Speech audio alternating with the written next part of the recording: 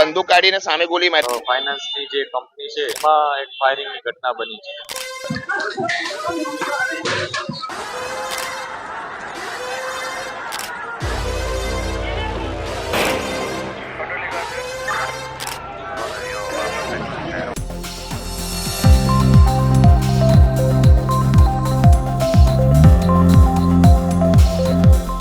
મારું નામ છે રાહુલ પવાર અને મારા મોટા ભાઈ છે દીપક પવાર અને એમનું કામ છે આરાધ્યા કોર્પોરેશનનું. એમની ઓફિસ છે અહીંયા અને સ્પેન્ડર ગાડી અહીંયા આવી હતી. સ્પેન્ડર ગાડી આવીને બે શખ્સ હતા.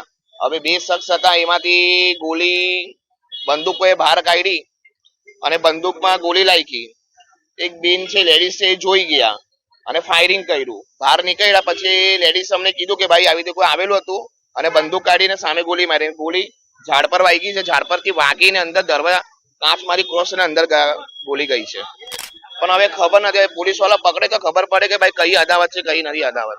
ઉના વિસ્તારમાં વેલકમ પાન સેન્ટર થી બીચ પોઈન્ટ બાજુ જઈએ ત્યારે વચ્ચે આરાધ્યા ફાઇનાન્સ કરીને એક ફાઇનાન્સની જે કંપની છે શોપ છે એમાં એક ફાયરિંગની ઘટના બની છે. આ ઘટનામાં જે પ્રાથમિક વિગત છે એ મુજબ એક બાઇક ઉપર બે જણાએ આવી અને આ ફાયર કર્યા હોવાનું માહિતી છે. અત્યાર સુધી પોલીસને એક બુલેટ મળી છે, એટલે પ્રાથમિક દ્રષ્ટિએ કહી શકાય કે એક બુલેટ ફાયર થયેલ છે. જલ્દીમાં જલ્દી આરોપી પકડાય એ પ્રકારના પ્રયાસો અત્યારે ચાલુ છે.